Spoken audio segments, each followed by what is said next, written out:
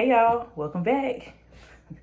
Swagger, season 2, episode 7. Y'all, I ain't gonna lie, I'm about to cut up. I'm about to cut up because some of the things that I thought was gonna happen happened, so I guessed right. But some things I just was up in limbo about, and some things I was just like, oh my god. Okay, so y'all, I just want to start this video off by saying I wanted to bring a bottle of water in here for all the thirst and delusion that was happening last week. Cause y'all was cutting up on TikTok last week after episode 6 came out. Like, not y'all was leaving Isaiah DMs, voice notes. Y'all had me cracking up. Like, when I tell you, I was almost in tears. Y'all was really cutting the food on TikTok. But anyway, the scene starts out, we in Puerto Rico, okay? We're seeing in 2017, I automatically knew it had to be Hurricane Maria because that was the hurricane that devastated Puerto Rico, and how, there was a whole big thing about the government, the U.S. government not backing and supporting Puerto Rico during that time when they needed aid. And so it just reminded me of that time, and I was glad they brought awareness to that because I can't tell you too many shows where they actually, like, Swagger gets it right and it be tactfully done. Like, I don't be having no complaints. Like, even if I had like the slightest, like, when I take the slightest, like, about something, like, the very next moment I'd be like, oh, okay. Like, the way they showed that and how Nick's family left Puerto Rico, and we didn't even know Nick's mom was married. You know what I'm saying? Nick had any siblings. I just thought it was just her and Nick. But come to find out, Nick's father has been supporting the family so that his father and his brother stayed back in Puerto Rico. They were supporting the family basically so Nick could have the opportunities, stateside. So I just was like, that's beautiful. And of course, we had to start the episode with a little salsa. Nick was out there giving it to him on the dance floor. I was like, yes, Nick. Y'all, let me tell you something. Ain't nothing like when some Latin music come on, your body just automatically starts moving. I was like here for it. I was like, yes, feliz cumpleaños, feliz cumpleaños. Go Nick, go Nick, go Nick, go Nick. So we was getting down for Nick, okay? It was Nick's birthday. Nick turned 18, right? So of course Nick threw a party, okay? And so of course I didn't expect this scene to be so soon because, Reggie and them uploaded that video to the Swaggerverse. Swaggerverse was in shambles before the episode even came out, just off that 1-minute clip of Crystal and Jace, okay? So Crystal and Jace have this moment again where it goes back to episode 10 in season 1, where they ask, like, do you think they know? And all of us in the room, like, y'all the only ones that think can't nobody peep what y'all got going on. We can see. We know y'all love is in the air. We can see it. Can you feel the love? Yes, we saw it. We saw the love tonight. Like, we saw it, okay? So, while Jason was at the party, it's just the fact that, like, I think it was like a trap or a drill song that was playing in the background, and Crystal and Jace just started slow dancing in the middle of the floor. I'm like, y'all got to stop. y'all, y'all had that solo moment in the middle of a trap song. I was picking up what y'all was putting down. It was very cute. Like, I was here for it. I love me a good basketball tale, and I love me a good love tale go with it. And y'all was giving us the feels. Y'all was real cute or whatever. I mean, the eye contact, it's all about the non-verbal communication. They always talk about how the scene moves with non-verbal. When I tell you their eyes didn't leave each other, their eyes didn't leave each other, okay?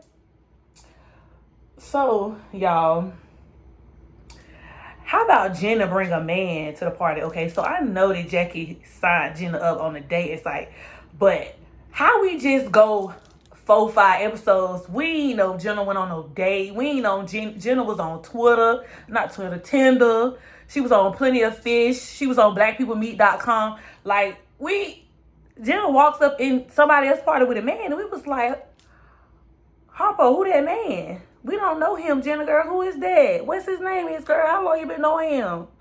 Where you meet him at, girl? Where y'all was at? Where y'all was at? Because how you just walked up in here? Jace was like, okay, who is that?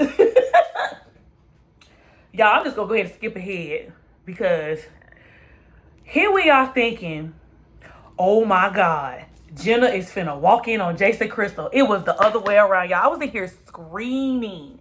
Not Shantae's got a man at home.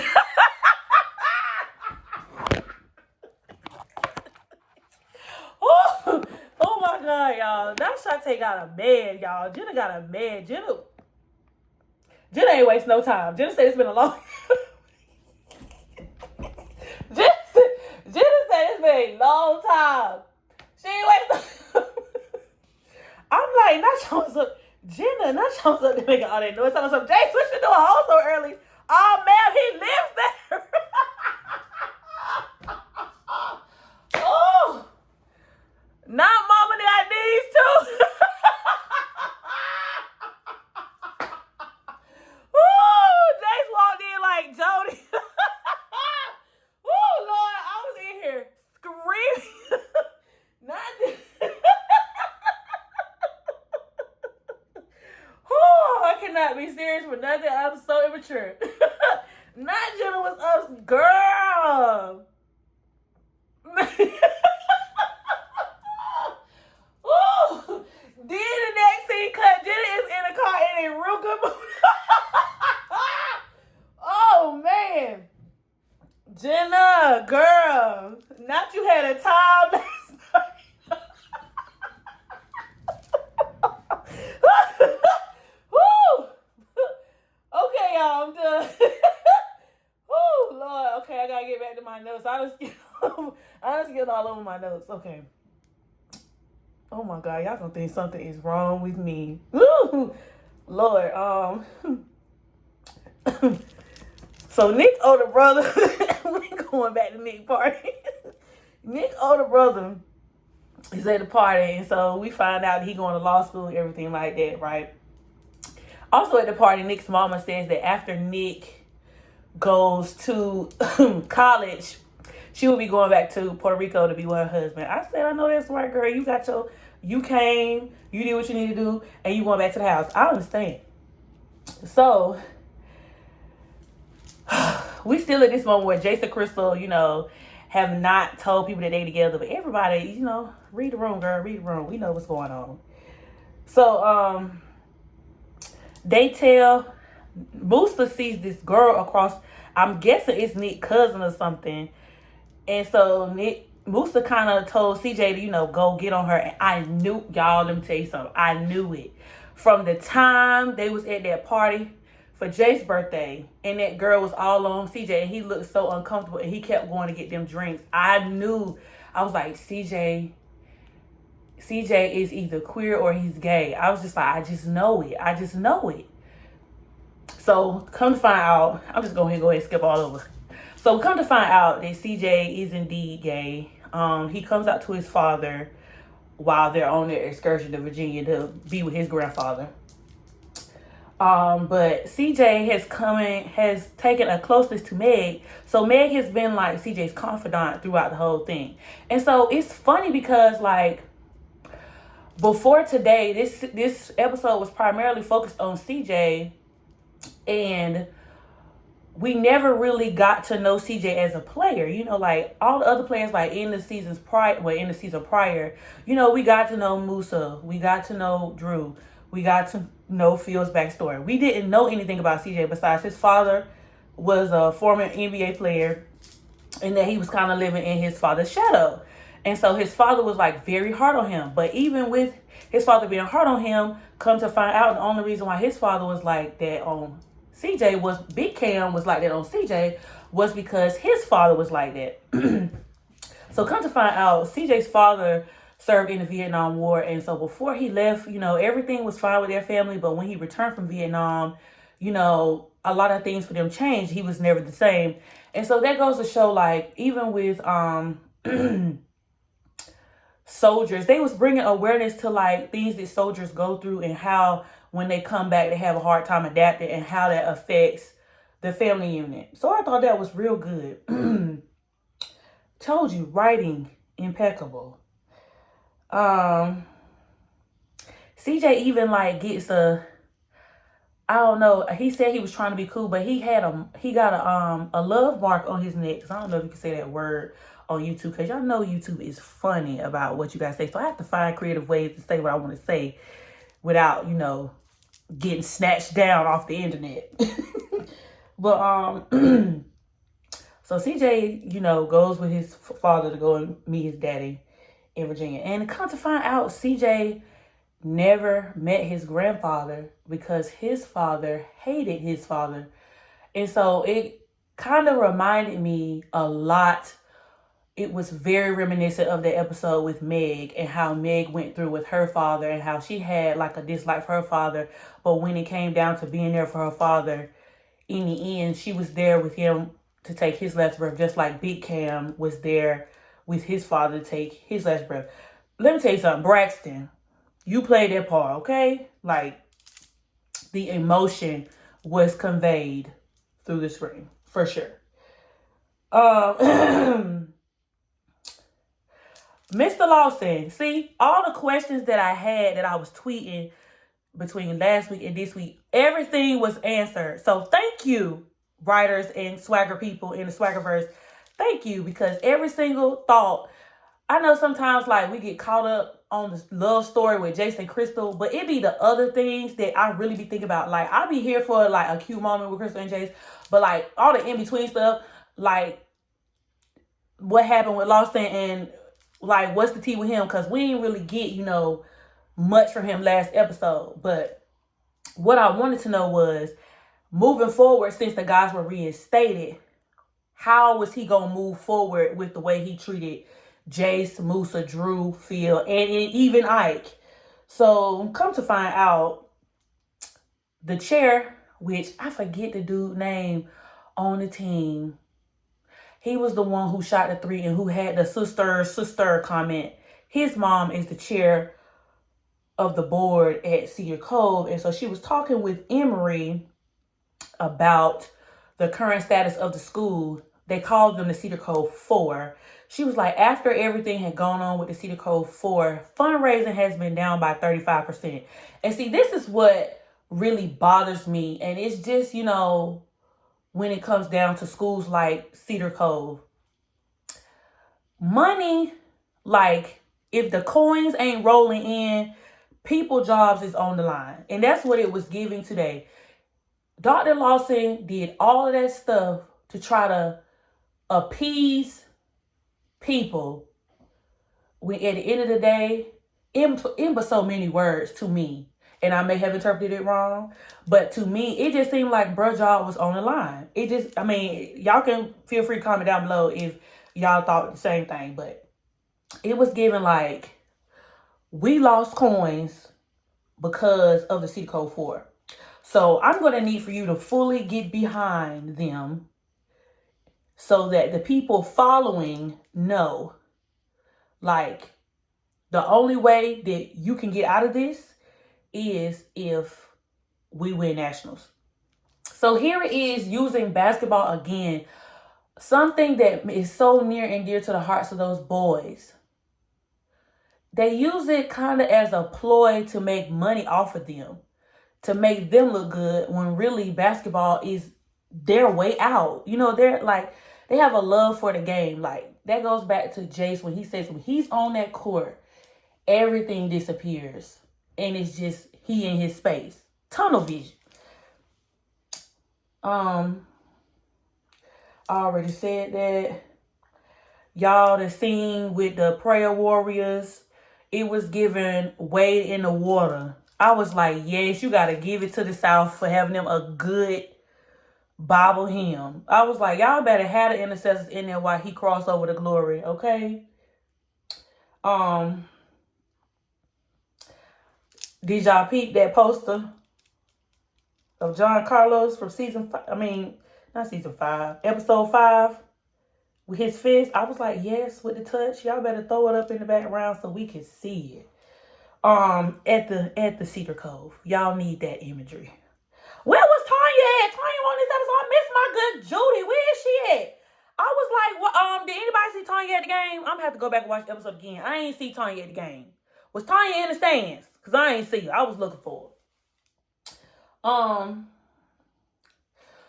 So Ike, oh Lord Jesus, this part right here coming up. Oh my God. Anyway, so Ike told Jace, he had a talk with Jace and was like, basically right now, everybody has you on ice.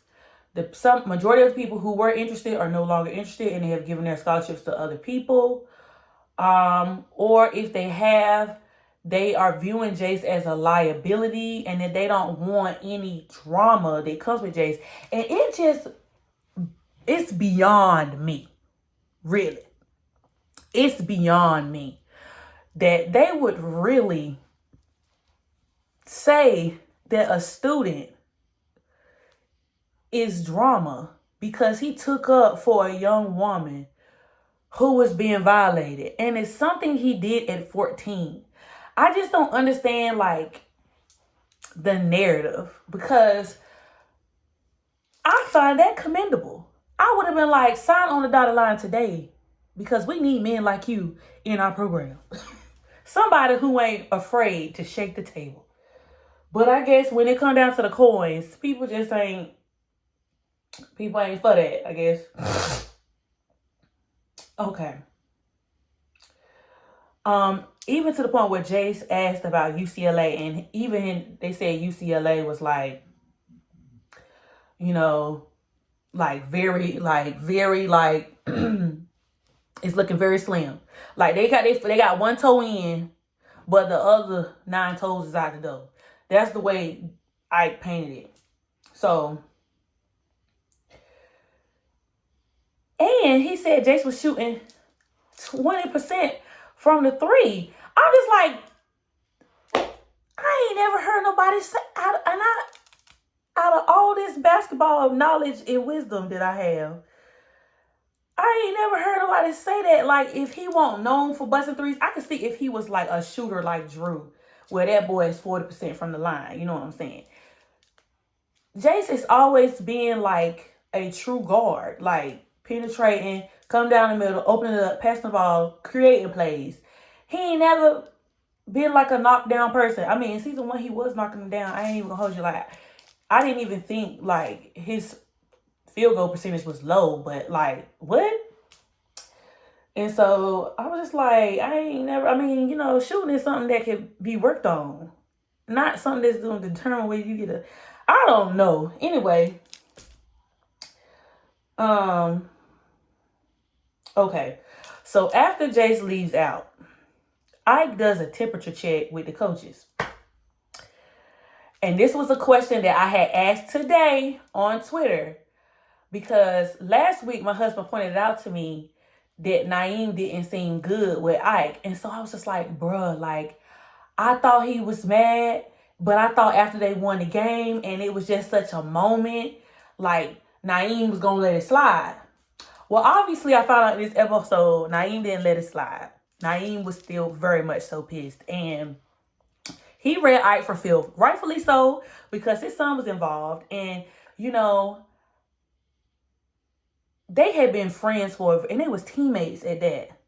And so they had been together and cool since they was teenagers. So I thought that, you know, Naeem was just like, my brother, he messed up. You know, I forgive him. I'm going to move forward. But no. Naeem read Ike for filth. He read him. He told him, Nick want to be on the Puerto Rican national team. You ain't doing nothing for that. Drew don't even know if he gonna be able to play basketball. He's trying to decide on whether he want to go to D3 or if he want to walk on at D1. He said Musa is trying to figure out why his minutes is getting cut. I don't even remember what he said about Phil. Did he even say anything about Phil? And then he was like, all you worried about is Jace. He was like, and you just don't want Jace to turn out to be like you. I said, oh no.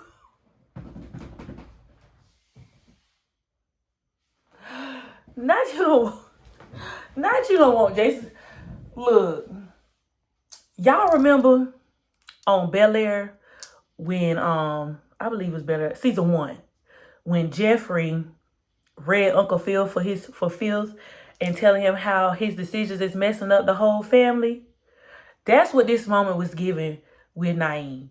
I said, oh, not Naeem co-signing Dr. Lawson saying that you the grand marshal for the Jace parade?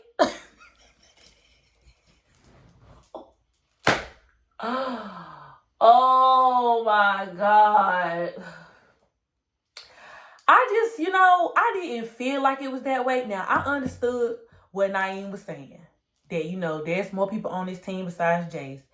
And so Ike tells him, how can I tell my players to be a 24-hour person if I can't be a 24-hour person to them? Naeem was like, for 2 hours, you are on this court. The other 22 hours, you need to be worried about your other players. I was like, oh, I can't even be mad at that. I mean, I just assumed because everybody was a family and they trusted each other, they was willing to do ever. They was 10 toes down for each other. I just knew that everybody was good with Coach Ike. But that's not the tea that we were served today. All ain't good in the neighborhood. It just ain't. And so I don't feel like Ike, because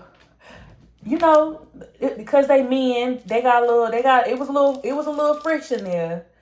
But you know what I'm saying? Like, at the end of the day, I think that Ike respected what Naeem had to say. And so they went out on the court. And so I thought, since they had that out, I thought it was going to be good. Oh, Lord Jesus. Also, Lord, I done skipped all over my notes. I just done skipped all over my notes, you know what I'm saying? I'm just going to talk from the heart. Did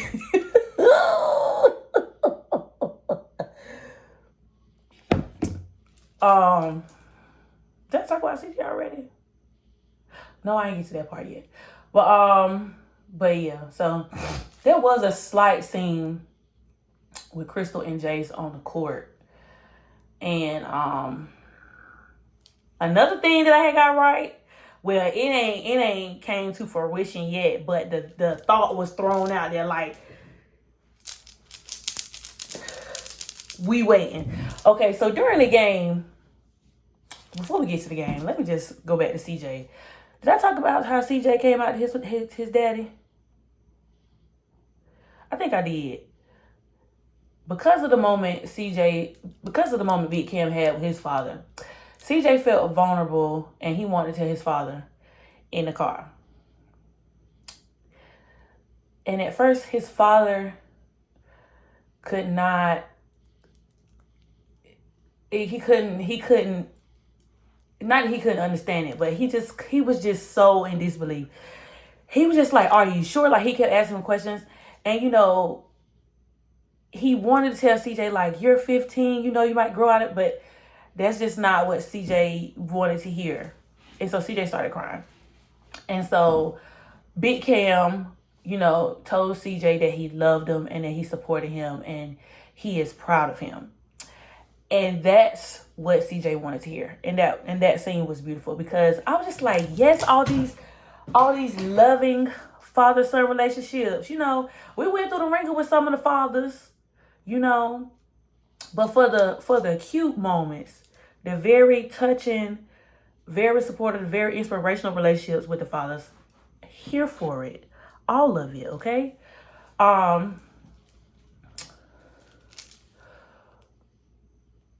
So when we get to the game, because, CJ and his father are coming back from Virginia, back to Maryland. before, what's that before the game? Yes, before the game, Dr. Lawson comes in there and talked with Ike and was like, what you need me to do? I said, not you at his mercy, Emory. The same person who you was trying to have beef with him. You come in there trying to support him. What can I do? So Ike heard what Naeem said. So basically, he asked him to help stop bad mouthing the players, help the players get scholarships, back Jace, get behind Jace, because Emory didn't want to do that. Help Nick get on the Puerto Rican national team. And he said, Royale is one of my best defenders. We need to try to get him into school. He was like, and tell the debate team to stop scheduling debate matches while he has games, because I don't want him to have to choose. I was like, okay, let him know. So basically, Ike was like, your job on the line, ain't it? He said, so you ain't the only one who tail is in the hot seat now, is it? And you want to know what? I was like, Lawson gonna have to eat the biggest slice of humble pie, because that man you see, sometimes they don't care. You just another one sometimes. So I guess Emory was trying to get in line because he don't want to lose his job. So he did what was supposed to do. The Puerto Rican national team was there. All of that. But before I get there, so back to what I was saying about Crystal and Jace. So Crystal and Jace was on the court, and so Crystal was basically trying to help Jace through shooting, his 3 points to help his percentage or whatever. So he was practicing, and we already know our good sis, Team Crystal, Team 2-3. Crystal got a scholarship at UMD already. So, because Crystal's already going to UMD, she went and pulled some strings for her man. My man, thank you to my man. She went and pulled some strings. And so she told Jace, like, it might be some UMD coaches there. It may not. I mean, I'm just saying. He was like, so I'm a charity case now? And she was like, no. She was like, how was going to look for your man to go to school with you? And she was like, is that a bad thing? I was like, not y'all trying to be Monica and Quincy going to the same school. It's cute. I mean, I'm picking up what you're putting down, but So it's just gonna be a Terp or nah, Swaggerverse. Like, is he gonna be a Terp or nah? Cause like, tell me now. Because cause Nick in real life, Jason, is going to Vanderbilt. So I'm already getting my Vanderbilt merch, period. So let me know, like, do I need to get me a Terp jersey? Like, I mean, I live in North Carolina and everything, and we bleed blue down here, but you know what I'm saying? Like, for my girl, I will go and get a Terp jersey, period. For them, I will go and get a Terp jersey. But yeah, so they playing the game, and this is the moment I've been waiting for, because y'all know I live for a good basketball scene, okay? They playing basketball, whatever, and I just feel like they always in a clutch period when it comes to the games. Like, it's never like they blowing nobody out. The game is always seem on the line. It just seems like we just never know which way it's going to go. And so I was like, not Crystal sitting in the stands with Jenna. Okay, where was Amber? Nowhere to be found. Anyway, who cares? I was like, oh my God. Not the Puerto Rican national team is up in here, y'all.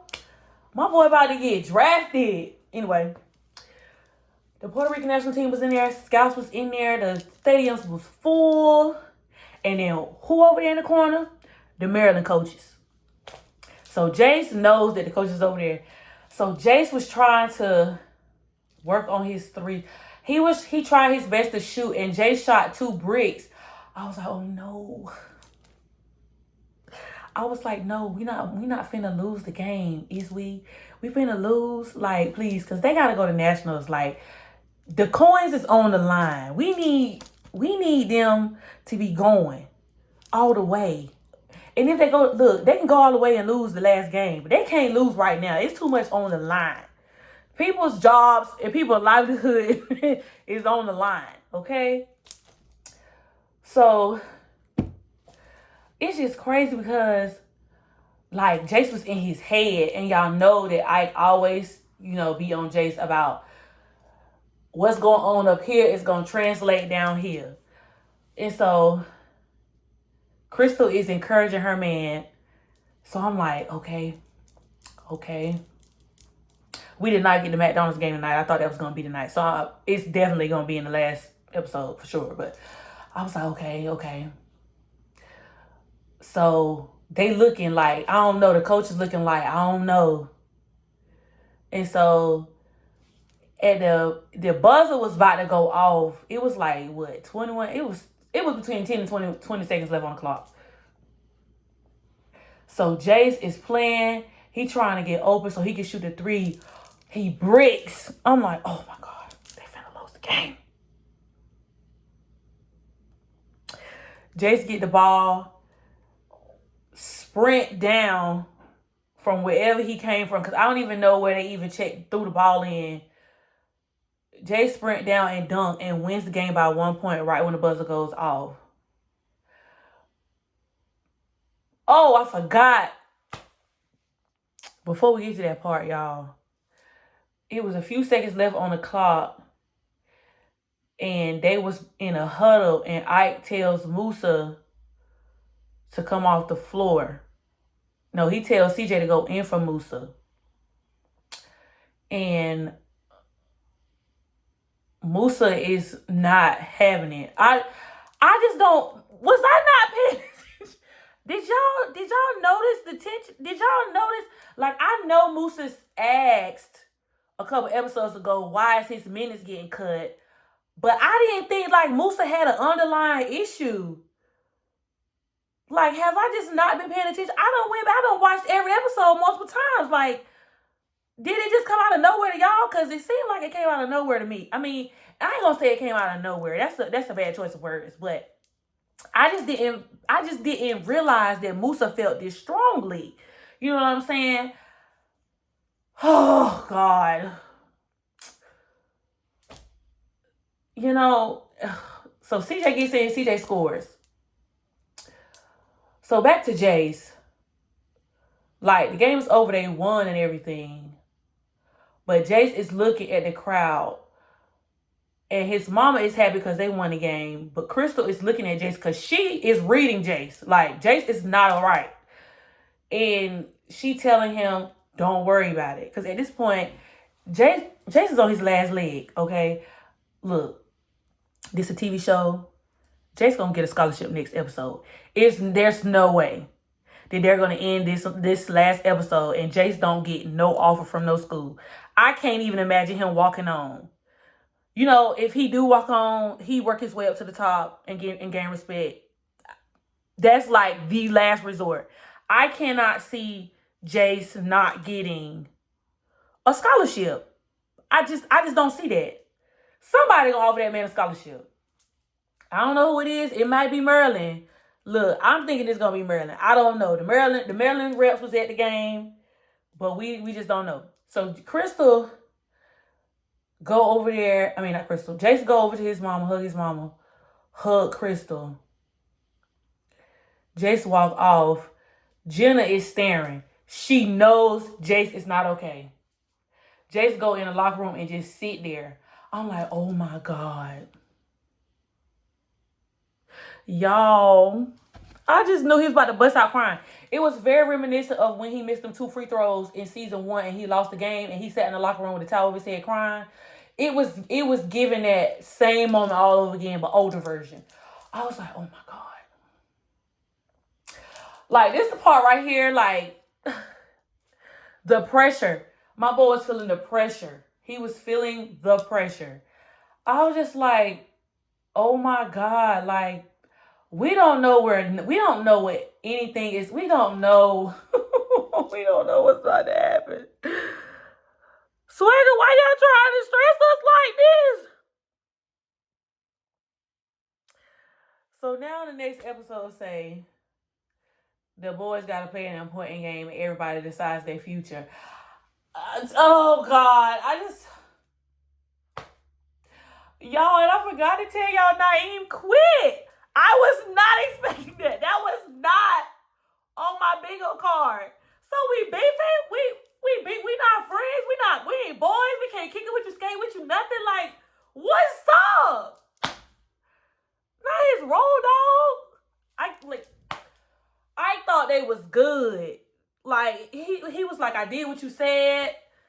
I was like, I mean, Naeem was like, almost doesn't count friend. Oh, Lord Jesus. Y'all, what we gonna do?